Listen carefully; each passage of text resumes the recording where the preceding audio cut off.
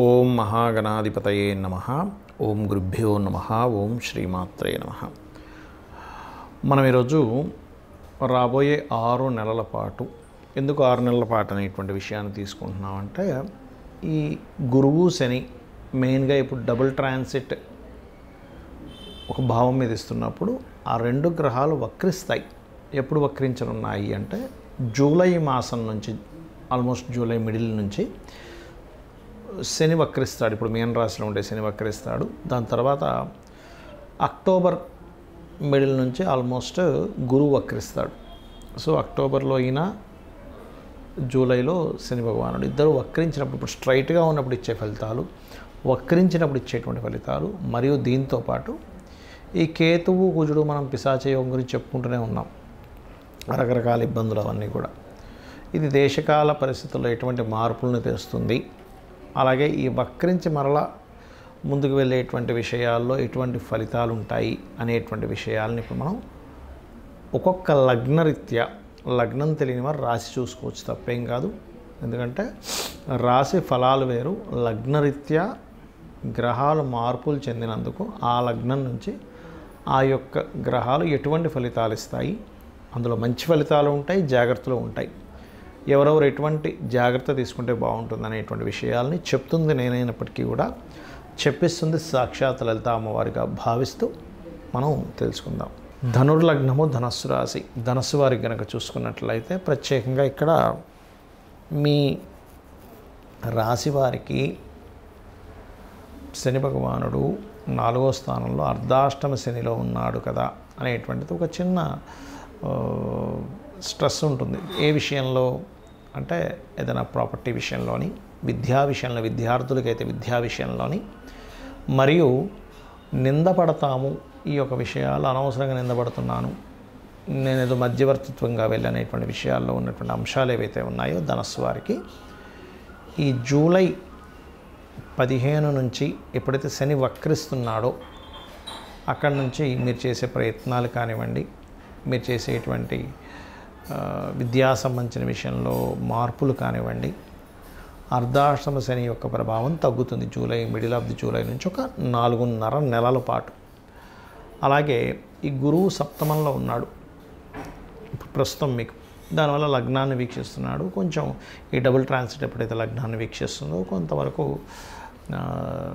మెచ్యూర్డ్గా కొన్ని ఆలోచించడము, కొంతవరకు పరిపక్వత పొందడం, మనిషిలో మంచి మార్పు రావడం ఇలాంటివి ఇస్తాడు. కాకపోతే ఈ యొక్క గురువు మిడిల్ ఆఫ్ ది అక్టోబర్ నుంచి మారిపోతాడండి. ముఖ్యంగా ఎప్పుడైతే ఈ గురువు అంటే ఆల్మోస్ట్ అక్టోబర్ నుంచే మారిపోతాడు, మిడిల్ ఆఫ్ ది అక్టోబర్ నుంచి వక్రిస్తాడు. కర్కాటకంలోకి వచ్చేసినటువంటి గురువు వక్రిస్తాడు. ఎప్పుడైతే వక్రిస్తాడో, వక్రించకముందు మారినందుకేమో ఈ 4-5 నెలల్లోనే మీరు వివాహ సంబంధించిన నిర్ణయాలు, వివాహ సంబంధాలు చూసుకోవడం మంచిది. ఎందుకంటే సెప్టెంబర్ అక్టోబర్ ఆ టైంలో దాదాపుగా మీకు కర్కాటకంలోకి వచ్చేయడము ఇటువంటివి ఉన్నాయి. అంటే లగ్నాధిపతి అష్టమంలోకి వెళ్తున్నాడు. అష్టమంలోకి వెళ్ళడం ఏమిటి, కర్కాటకంలోకి మీకు గురువు మారినందుకేమో ప్రత్యేకంగా research related, occult related, insurances related మూలంగా ఆకస్మికంగా మంచి లాభాలు ఇలాంటివన్నీ ఇస్తాడు. కానీ ఎప్పుడైతే ఈ గురుగ్రహము మరలా వక్రించి వెనక్కి వెళ్తుందో మిడిల్ ఆఫ్ ది అక్టోబర్ నుంచి, అక్కడి నుంచి మళ్ళీ కొత్త అవకాశాలు రావడం, పార్ట్నర్స్తో కొంతవరకు కలిసి రావడము, ఇటువంటివన్నీ కూడా మీకు కలిసి వస్తాయి అక్కడ. అయితే ఇక్కడ మరొక విషయం ఏంటంటే, ఈ సమయంలో ప్రత్యేకంగా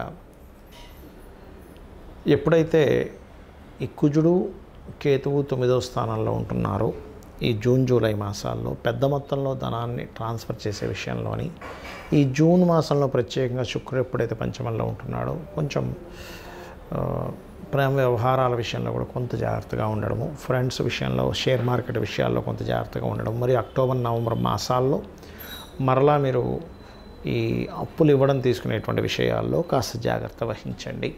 ఇక మీకు ఎటువంటి ఇబ్బంది కలగకుండా ఉండాలంటే లక్ష్మీ నరసింహస్వామి యొక్క ఆరాధన, ఏదైనా క్షేత్రానికి వెళ్ళి రావడం చేయండి, అన్ని విధాలా మీకు బాగుంటుంది. ఈ జూలై 15 తర్వాత శని వక్రగతి అని చెప్పుకున్నాం. అదేవిధంగా అక్టోబర్ 15 తర్వాత నుంచి గురువు వక్రగతి, ఈ కుజకేతువులు కలయిక, ఈ శుక్రుడు మేషంలో ఉండడం, తర్వాత ఇప్పుడు మేషంలో జూన్ మాసంలో మేషంలోని, మరియు అదేవిధంగా అక్టోబర్ నవంబర్ మాసాల్లో ఆల్మోస్ట్ మీకు నీచబడ్డము అండ్ సింహంలో శుక్రుడు. ఈ సమయాల్లో అసలు గోచారరీత్యా ఏమిటి అంటే, ఒకటి మొట్టమొదటిగా మీకు జరిగేవి ఏమిటి అంటే, ఎక్కువగా స్త్రీల పట్ల ఎక్కువగా మనకు చూడండి, ఒక్కోసారి మనం చాలా కేసెస్ చూస్తుంటాం, సామూహికంగా ఇట్లా చేశారని, స్త్రీలకు ఇట్లా అభద్రతాభావం, ఇట్లాంటివి మనం చూస్తూ ఉంటాం. ఒకటి. రెండవది వాహన ప్రమాదాలు జూన్ మాసంలోనే చూపిస్తుంది, మరియు అక్టోబర్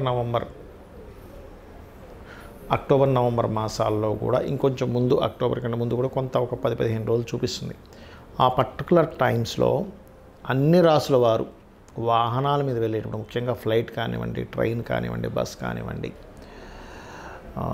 ఎలక్ట్రికల్ రిలేటెడ్ సంబంధించిన కొంతమంది ఇట్లా ఒక రోప్లాగా ఉండి ప్రయాణం చేస్తుంటారు. అట్లాంటి వాటిలో కానివ్వండి, ముఖ్యంగా ప్రయాణాల విషయంలో ఎందుకు చెప్తున్నాను ఈ మాట అంటే, ప్రయాణాలకి వాహనాలకి కారకుడు శుక్రుడు. కాబట్టి శుక్రుడు ఎప్పుడైతే మీకు మేషంలో ఉండి కుజకేతువులు కోణంలో ఉన్నా, లేదా కేతువు ఉన్నటువంటి ప్రదేశంలో శుక్రుడు వెళ్తున్నా, ఎందుకంటే కుజకేతువులు కేవలం 2 నెలలే ఉంటారు, జూన్ జూలైలోనే ఉంటారు. ఈ యొక్క పిశాచ యోగం జూన్ జూలై మాసంలోనే ఉంటుంది. దాని తర్వాత కుజుడు మన ఈ యొక్క కన్యారాశిలోకి, దాని తర్వాత ఈ యొక్క తులారాశిలోకి ఎంటర్ అవుతాడు. కాబట్టి జూను, అదేవిధంగా అక్టోబర్ నవంబర్ మాసాల్లో చాలా జాగ్రత్తగా ఉండాలి. ఎందుకంటే అక్టోబర్ నవంబర్ మాసాల్లో ఈ శుక్రుడు సింహరాశిలో ఉండే కేతువుతోని దాని తర్వాత నీచ పొందుతున్నాడు. అంటే శుక్రుడు ఎప్పుడైనా నీచపడుతున్నప్పుడు స్త్రీలకి ఇబ్బంది ఉంటుంది, వాహనాల మీద వాహన సంబంధంగా ఉండే ప్రయాణాలకి ఇబ్బంది ఉంటుంది. మీరు ఎప్పుడైనా చూసుకోండి, మీరు ఎనీ వాహన పెద్ద పెద్ద ప్రమాదాలు జరిగినప్పుడు ప్రపంచవ్యాప్తంగా మొత్తం తీసుకుంటే శుక్రకేతువులు కలయిక, లేదా శుక్రుడు పాడవడము, శుక్రుడు పాపకత్తిలో ఉన్నప్పుడే ఈ అఘాయిత్యాలు కానివ్వండి, స్త్రీల పట్ల మరియు ప్రమాదాలు కానీ జరుగుతూ ఉంటాయి. మరి ఈ శని వక్రిస్తున్నాడు కదా దేశవ్యాప్తంగా, ఎటువంటి ఫలితాలు ఇస్తాడు ఇక్కడ అని చెప్పి చూసుకున్నట్లయితే, ఈ వక్రగతి వల్ల ఏమవుతుంది అంటే, ఇక్కడ మెయిన్గా శని భగవానుడు మీనం నుంచి వక్రించినందుకు ఈ 4.5 నెలల పాటు కొంచెం, ఇప్పుడు చూడండి రకరకాల దేశాల్లో యుద్ధాలు ఇవన్నీ మనం చెప్పుకున్నాం 3 నెలల క్రితమే. విశ్వవసునామ సంవత్సరం వచ్చేటప్పుడు కుజుడు నీచ పొందుతున్నాడండి. కుజుడు దాని తర్వాత రకరకాల ఇది ఇస్తాడు, జల సంబంధంగా యుద్ధాలు ఇస్తాడని మనం చెప్పుకున్నాం, జల సంబంధంగా గొడవలు ఇస్తాడని చెప్పుకున్నాం. అయితే ఎప్పుడైతే మీకు ఈ యొక్క శని వక్రిస్తాడో ఆ 4.5 నెలలు కొంత రిలీఫ్ వస్తుంది, కొంత రిలీఫ్ గుర్తుపెట్టుకోండి. అంటే కొంచెం యుద్ధ సంబంధించింది కొంచెం తగ్గుతుంది అక్కడ, కానీ మరలా వక్రగతి పోయి మళ్ళీ స్ట్రైట్ అయినప్పుడు మాత్రం మళ్ళీ ఇబ్బందిస్తూ ఉంటాడు. ఎందుకంటే శని గురురాశుల్లో సంచరించేటప్పుడు, నేను చాలా రోజుల క్రితం చెప్పాను ఈ మాట, ఏమంటే 2.5 సంవత్సరాలు ఉంటాడు అక్కడ. గురువులకి ముఖ్యంగా హెల్త్ పరంగా బ్రెయిన్ రిలేటెడ్ ఇష్యూస్ ఏమైనా ఉంటే వెంటనే చూపించుకోండి అనేటువంటిది. మరియు అదేవిధంగా ధార్మికంగా ఉండేటువంటి అనేకమైనటువంటి విషయాల్ని కొట్టిపడేయడము, అధర్మమే తాండవం ఆడడము అనేటువంటిది నేను చెప్పాను మీకు. మన ఇండియా కొన్ని దేశాలకి సహాయం చేస్తే కూడా ఆ దేశాలు ఇంకో దేశాలతో కలిపి మన మీదకి రావడం, ఇట్లాంటివన్నీ కూడా మనం ధర్మంగా ఉన్నా సరే అవతల వాళ్ళు ధర్మంగా లేకపోవడం, ఇట్లాంటివన్నీ మనం చూస్తూ ఉంటాం గురువు ఈ రాశిలో సంచరించేటప్పుడు, ధనుస్సులో, మీనంలో అలాగే ఈ కేతువు ఎప్పుడైతే సింహరాశిలో ఉంటాడో ఇప్పుడు ఒకసారి, అంటే ఈ సంవత్సరంన్నర మరియు ఒక 4.5 సంవత్సరాల తర్వాత, మీరు గమనించండి 4.5 సంవత్సరాల తర్వాత కూడా ఇప్పుడు ఒక రేంజ్కి వచ్చేసింది గోల్డ్. అంటే 1,00,000 దగ్గరలోకి టచ్ అయిపోయి తిరుగుతుంది అటు ఇటు. ఈ ఫ్లక్చువేషన్ ఈ సంవత్సరంలో జరుగుతూ ఉంటుంది. కానీ ఒక శుభవార్త ఏమిటంటే, ల్యాండ్ రేట్స్ ఇప్పుడు మొత్తం రియల్ ఎస్టేట్ పడిపోయిందని ఎవరైతే బాధపడుతున్నారో, రియల్ ఎస్టేట్ వాళ్ళకి పనులు లేవు, ఒక భూమి అమ్ముదామంటే రేట్ లేదు, అంటే ఆగిపోయింది, తగ్గట్లేదు కానీ ఆగిపోయింది. ఆగినటువంటి భూమి యొక్క ధరలు పెరుగుతాయి, ఖచ్చితంగా పెరుగుతాయి, అందులో ఎటువంటి సందేహం లేదు. కాబట్టి నిరాశ నిస్పృహలను వదిలేసండి. ఇక భూముల మీద ఇన్వెస్ట్మెంట్ చేసామండి, కొన్ని కోట్ల రూపాయలు ఇన్వెస్ట్మెంట్ చేసిన వాళ్ళు ఉన్నారు ల్యాండ్స్ మీద. ఎట్టి పరిస్థితుల్లో ఈ రాబోయే సంవత్సరంన్నర రేట్లు పెరుగుతాయి. గోల్డ్ రేట్ అయ్యో 1,00,000కి వెళ్ళిపోయింది, ఏంది ఇంకొక 6 నెలల్లో 2 లక్షలకి వెళ్ళిపోద్దేమో అనుకునే భయం అక్కర్లేదు. కొంత అక్కడదే ఆగుతుంది. మరలా మీకు 4.5 సంవత్సరాల తర్వాత మళ్ళీ మీకు అక్కడ కూడా మళ్ళీ బాగా అక్కడ ఆగుతుంది. కాబట్టి ఈ జాగ్రత్తలు, ఈ విషయాల్లో తీసుకుంటూ ఉండాలి. కాకపోతే అందరూ కూడా ఏ రాశి కానివ్వండి, ఏ లగ్నం కానివ్వండి, అందరూ కూడా చేయవలసింది ఏంటంటే ఉపాసనా స్థానము అంటారు. అంటే మనం ఏదైనా ఒక దేవతని కానీ ఎవరినైనా సరే ఉపాసన చేసేటువంటి స్థానంలో రవిరాశిలో కేతు ఉన్నందుకు గణపతిని, స్కందుణ్ణి, సూర్యభగవానుణ్ణి మనం ఎంత ఆరాధిస్తూ ఉంటే మీకు గణపతి రూపంలో మీకు ఒక ఉపాసన ఎవరైతే ఎక్కువ గణపతిని చేస్తారో రాబోయే ప్రమాదం ఇలా రాబోతుందని గణపతి స్వప్నంలో కనబడి చెప్పడం కూడా జరుగుతుంది, గుర్తుపెట్టుకోండి.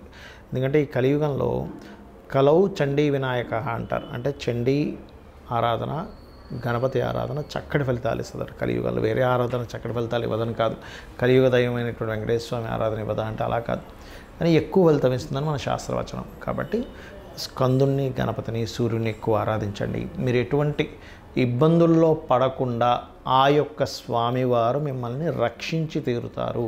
శ్రీమాత్రే నమః.